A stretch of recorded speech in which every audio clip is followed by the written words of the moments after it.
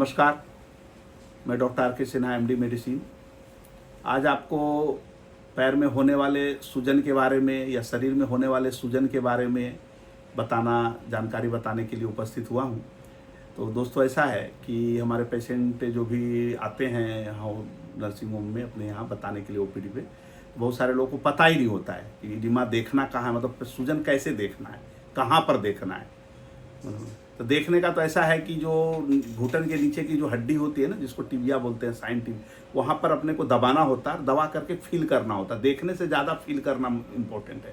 Feel करेंगे, अगर आपको लग रहा है कि ऊंचा नीचा हो रहा है कहीं पर सरफेस, इसका मतलब आपको सूजन है। अगर सूजन है तो आपको अलर्ट होने की ज़रूरत है, डॉक्टर को दिखाने की ज़रूरत है। बहुत बार ऐसा होता है सूजन बहुत ज़्यादा हो जाता है, फिर भी पेशेंट वो सांस लेकर करके जब चढ़ता है, उनको किसी तरह तकलीफ होती, तब मेरे पास आते हैं कि हमको सांस चढ़ रहा है। उसमें उनको पता नहीं होता कि मेरे को सूजन हो रहा है, वो ये बताते हैं कि सांस चढ़ रहा है। या बहुत लोग ये बताने आते हैं कि हमारा वजन जो है 1 महीने के अंदर 4-5 किलो बढ़ गया है। क्योंकि वजन का खेला ऐसा है कि अपने शरीर का जो वजन है उसमें 60% पानी है। अगर पानी की मात्रा शरीर में बढ़ेगी किसी कारण से, तो आपका वजन भी अचानक बढ़ सकता है। तो दोस्तों, ऐसा है कि सूजन आता ही क्यों है? तो सूजन आने का कारण ये है कि खून की जो नली होती है ना, खून की नली में जो पानी बहता रहता है, जो WBC RBC के साथ साथ, अगर वो पानी खून की नली के अंदर है तब तो आपको सूजन नहीं आएगा।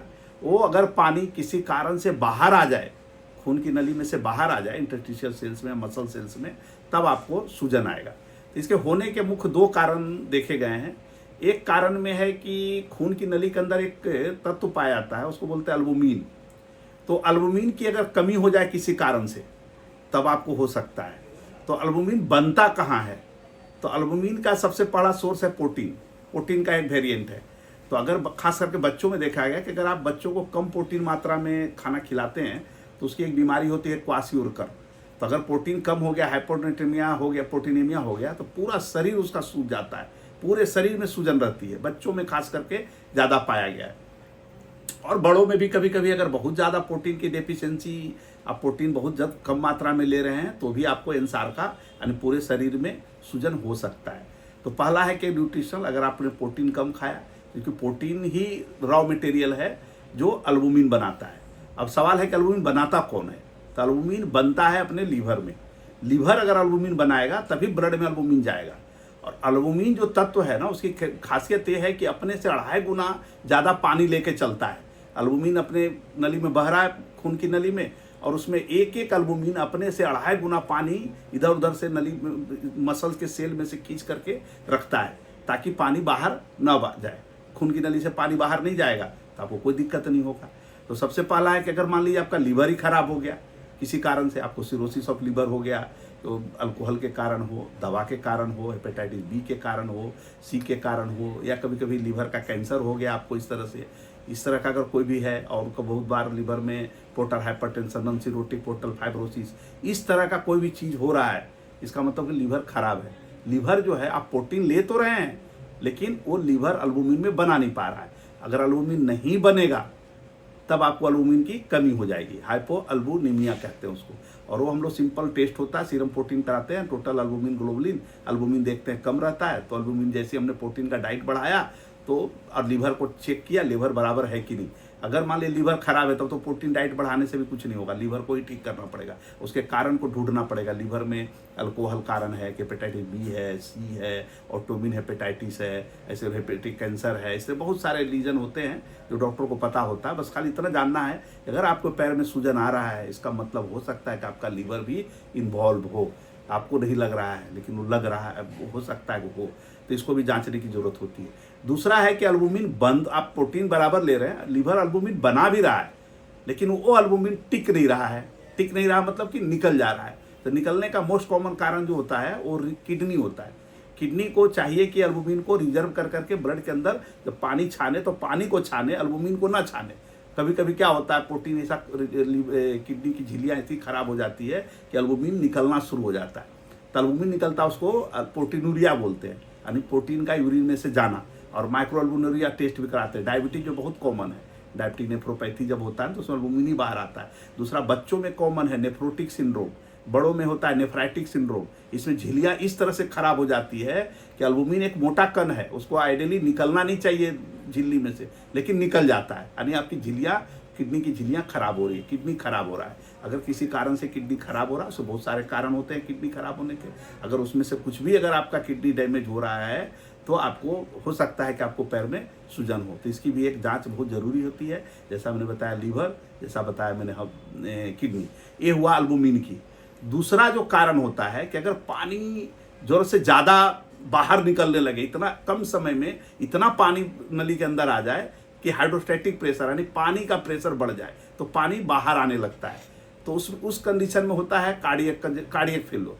अगर कार्डियक अगर आपका पंप नहीं कर रहा है, क्योंकि किडनी अगर पंप नहीं करेगा, यहाँ से वेनस रिटर्न जाएगा, अगर पंप नहीं करेगा तो आपका बैक फेल्योर में जाएगा, यानी हाइड्रोस्टैटिक प्रेशर बढ़ेगा, क्योंकि पानी खींच नहीं पा रहा है। नियम के हिसाब से क्या होता है कि हमारे ब्लड के अंदर जितना हम पानी होता है ना, उसी को सर्कुलेट करता रहता है। खाली O2 आता है, O2 चला जाता है, CO2 निकल जाता है, खराब पदार्थ निकल जाते हैं, अच्छे पदार्थ चलते रहते हैं, लेकिन फ्लूइड की मात्रा हमारे शरीर में मेंटेन होता है, और जो एक्स्ट्रा फ्लूइड होता है यूरिन के थ्रू निकल जाता है।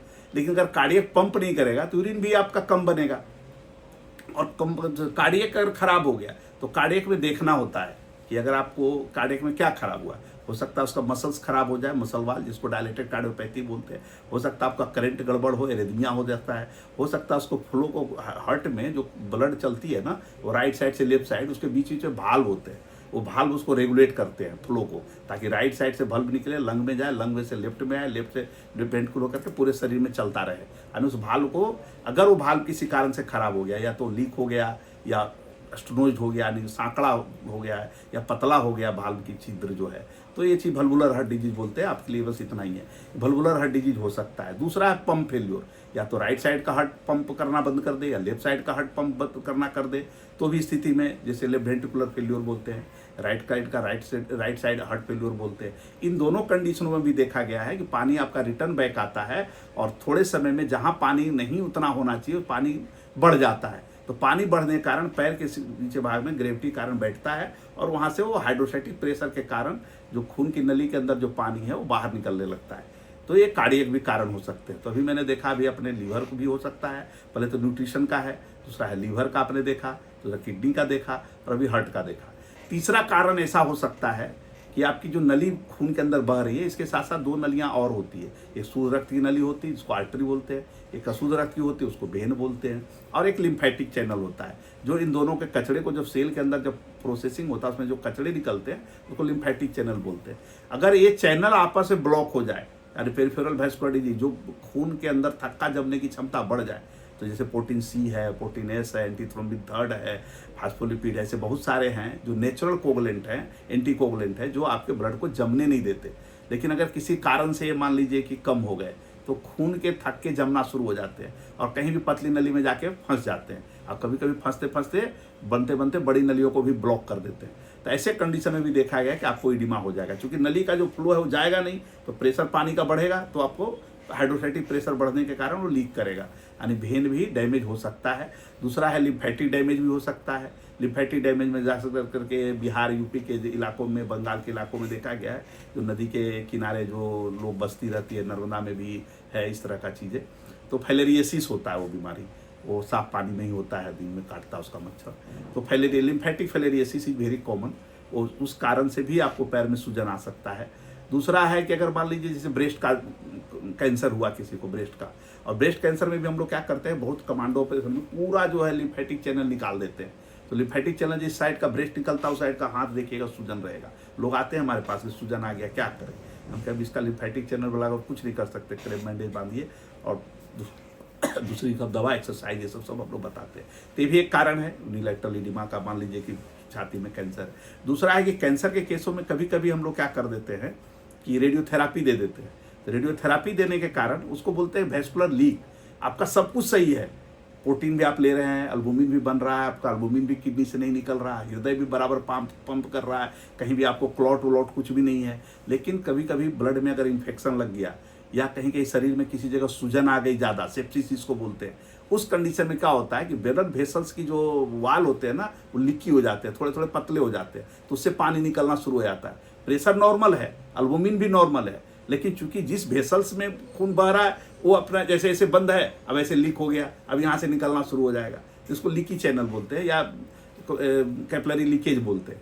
तो ऐसे कंडीशन होते हैं जैसे कहीं इन्फेक्शन लग गया बहुत ज़्यादा, सेप्सिस या इन्फ्लामेशन हो गया कभी कभी, या कभी कभी जो बताया मैंने इस तरह का जो चीज़ें होती है ना कभी कभी, तो इस तरह से पानी अपने आप बिना चोट लगे हुए या कभी कभी टूट गया, जैसे मान लो आपको किसी ने मार दिया कैपिलरी टूट गई, तो भी वहाँ पर सूजन आता है। वो भी सूजन उसी कारण से आता है, जो नली के अंदर पानी को होना चाहिए वो पानी चूंकि नली टूट गई है वहाँ से तुरंत बाहर निकलेगा, तो लोकल स्वेलिंग होता है। कभी कभी एलर्जी के कारण भी होता है, और कभी कभी जो कीमोथेरापी देते हैं उसमें भी ऐसा कैपिलरी लीकेज हो जाता है, क्योंकि सूजन की दवा, कीमो की दवा इतनी हार्ड होती है कि वो कैपिलरी को लीक करा देता है। तो ये सब चीज़ों में भी देखा गया है कि सूजन आपकी बढ़ती पूरे शरीर में, या एक हाथ में हो, 2 हाथ में हो, पूरे पैर में। जनरली पैर में ज़्यादा होता है, ऊपर जैसे किडनी का है जो आँख में ज़्यादा आता है, ये हार्ट का होगा तो आपका पैर में ज़्यादा होगा। ये सब डॉक्टरों का विषय वस्तु है। मैं इतना ही समझाने के लिए आया हूँ कि सूजन कहीं भी लंबे समय से अगर चल रहा है तो इसको एवेल्युएट कराने की ज़रूरत है, इसको इग्नोर करने की ज़रूरत नहीं है। बहुत बार ऐसा होता है कि हम दवा जो खा रहे होते हैं, बीपी की दवा, कैल्शियम चैनल ब्लॉकर, उसके कारण भी पैर में सूजन आता है और पेशेंट सांस की तकलीफ लेके आता है। बीपी कंट्रोल है लेकिन सांस चल रहा है, सीढ़ी चढ़ने में तकलीफ हो रही है, हम जब देखते हैं तो पता चलता है कि एम्लोडिपिन खा रहे हैं, समझे, तो उसके कारण निफेडिपिन खा रहे हैं हाई डोज में, तो उसमें भी कभी कभी पैर में सूजन आता है। दूसरा है डायबिटीज की ड्रग है पायाग्लूटाजोन, वो पायाग्लूटाजोन से भी पैर में सूजन आता है, क्योंकि वो भी वही काम कराता है, तो लीकेज करा देता है ब्लड वेसल्स का। तो इस तरह से भी ड्रग को भी हिस्ट्री को रिव्यू करना होता है। कभी कभी लेडीजों में देखा गया है कि एस्ट्रोजन लेवल हाई हो जाना। तो एस्ट्रोजन लेवल क्या होता है, मसल के अंदर उसके रिसेप्टर होते हैं, तो अगर मसल के अंदर है तो उसके अंदर वाटर रिटेनिंग कैपेसिटी होता है, तो मसल्स के अंदर बगल के मान लो कि यहाँ पर ब्लड वेसल से खून बह रही है और यहाँ के मसल में एस्ट्रोजन बढ़ गया, तो क्या करेगा, पानी को खींच लेगा, तो इडिमा होता है। कभी कभी मेंस्ट्रुअल साइकिल जैसी जब आना होता है मासिक, उस समय देखते हैं थोड़े बहुत पैर में सूजन आ जाते हैं।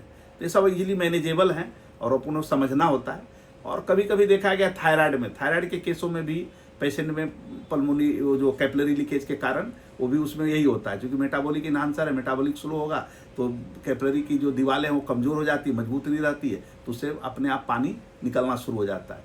तो इस तरह का हाइपोथायरॉयडिज्म में भी देखा गया है कि पल्मोनी इडिमा होता है, पैर में सूजन आते हैं। और दूसरा एक और कारण भी है ब्लड प्रेशर। अगर ब्लड प्रेशर बहुत ज़्यादा बढ़ा हुआ है, तो जैसे बोला कि प्रेशर से अगर ब्लड जा रहा है नली के अंदर, जैसे जितना प्रेशर चाहिए, नली बनाया गया है 120-82 mm प्रेशर के लिए, अब वहाँ पर अगर 200 के प्रेशर से अगर पानी जाएगा तो अगल बगल पानी को फैलाएगा, वो पानी को गिराएगा, बाहर फेंकेगा वो, तो उस कारण से भी कभी कभी सूजन आते हैं। तो बस कहने का मतलब इतना था कि एपिकॉन 2025 में एक ड्राइव चला था चरण स्पर्श, तो चरण स्पर्श में यही कहा गया था कि पैर में सूजन के बारे में लोगों को जानकारी दीजिए, लोगों को बताइए, लोग अपने से सेल्फ असेसमेंट करें कि सूजन कहाँ देखना है। अगर सूजन है तो क्रिया करके डॉक्टर को दिखाइए। ऐसा नहीं है कि सुबह आ रहा शाम को चला जा रहा, शाम को आ रहा सुबह, हमको तो कोई तकलीफ नहीं है, ये तो ऐसे ही होता रहता है, बस में लंबे समय बैठते तो हो जाता है। भाई मेरे कुछ ना कुछ तो कारण होगा, सबका थोड़े होता है, तो आपको एवेल्युएट करना होता है। एल्बुमिन की कमी तो नहीं है, लीवर तो कहीं खराब नहीं है, किडनी तो आपका खराब नहीं है, हृदय तो कहीं खराब नहीं है, कहीं खून के थक्के जो नेचुरल एंटीकोगुलेंट उसकी तो कोई कमी नहीं है, या कोई आपने रेडिएशन लिया उसके कारण कोई ब्लॉकेज नहीं है, लिम्फेटिक ब्लॉकेज तो आपको नहीं है, कोई ड्रग तो ऐसा नहीं चल रहा है जिसके कारण आपको इस तरह की सूजन आ रही है, या आप लेडीज में जो जिसे बताया एस्ट्रोजन मेंस्ट्रुअल साइकिल में आता है उसके बाद नहीं होता है। तो ये सब इजीली मैनेजेबल है, क्योंकि जब तक देखिए ये सब चीज़ें जो होती है जितना जल्दी अर्ली डायग्नोसिस अगर होगा तो ही अर्ली मैनेजमेंट होगा और इसका प्रिवेंशन हो पाएगा। तो आप जो कैटास्ट्रोफिक जो आपको गंभीर बीमारियां होने वाली उससे आपको बचाया जा सकता है। तो पैर में अगर थोड़ा सा भी सूजन आए तो डॉक्टर को दिखाइए, इन सब चीज़ों पर ध्यान दीजिए और जितना जल्दी हो सके डॉक्टर को दिखाइए और इन सब चीज़ों पर ध्यान दीजिए और उचित जो जाँच होती है डॉक्टर जो लिखते हैं वो जाँच को जरूर कराइए। धन्यवाद।